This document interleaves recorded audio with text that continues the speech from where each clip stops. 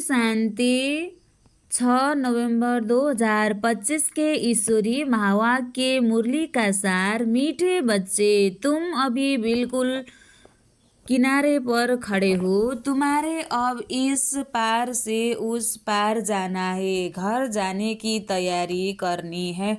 मीठे बच्चे, तुम अभी बिल्कुल सड़पंथ किनारे पर खड़े हो। तुम्हें अब इस पार से उस पार जाना है, घर जाने की तैयारी करनी है।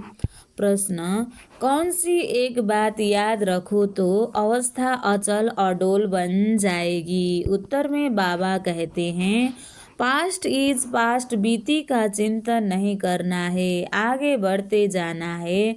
सदा एक की तरफ देखते रहो तो अवस्था अचल अडोल हो जाएगी। तुमने अब कलयुग की हद छोड़ दी, फिर पिछाड़ी की और क्यों देखते हो? और फिर पिछाड़ी की ओर क्यों देखते हो? बाबा ने कहा, तुमने अब कलयुग की हद छोड़ दी, फिर पिछाड़ी की ओर क्यों देखते हो? उसमें बुद्धि जरा भी न जाए, यही है सूक्ष्म पढ़ाई। अच्छा, मीठे मीठे सिकलदे बच्चों प्रति माता पिता बाप दादा का याद प्यार और गुड मॉर्निंग। रूहानी बाप की रूहानी बच्चों को नमस्ते।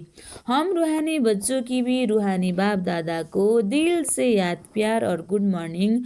नमस्ते बाप दादा, नमस्ते नमस्ते नमस्ते।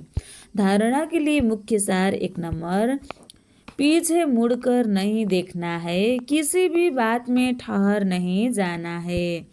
एक बाप की तरफ देखते हुए अपनी अवस्था एक रस रखनी है।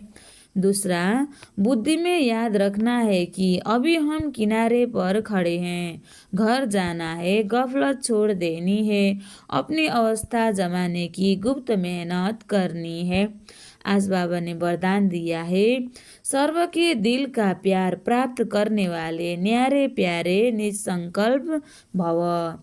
सर्व के दिल का प्यार प्राप्त करने वाले न्यारे प्यारे निसंकल्प भव।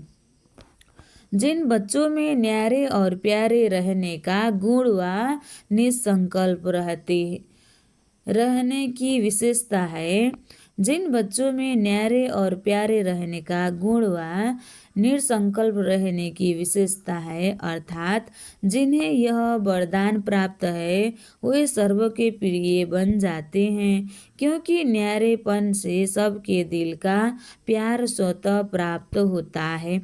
वे अपनी शक्तिशाली संकल्प स्थित व श्रेष्ठ कर्म द्वारा अनेकों की सेवा के निमित्त बनते हैं, इसलिए स्वयं भी संतुष्ट रहते और दूसरों का भी कल्याण करते हैं।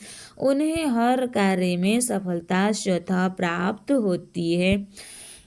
स्लोगन, एक बाप शब्द ही सर्व खजानों की चाबी है, इस चाबी को सदा संभाल कर रखो।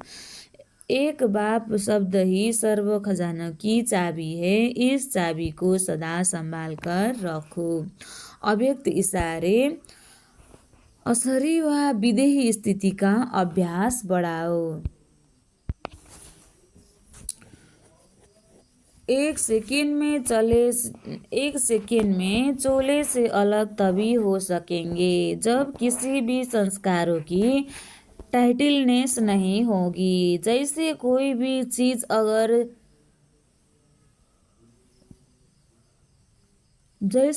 भी चीज चिपकी हुई होती है तो उनको खोलना मुश्किल होता है। हल्के होने से सहज ही अलग हो जाते हैं। वैसे ही अगर अपने संस्कारों में जरा भी ईजीपन नहीं होगा तो फिर अशरीरीपन का अनुभव कर नहीं सकेंगे। इसलिए ईजी और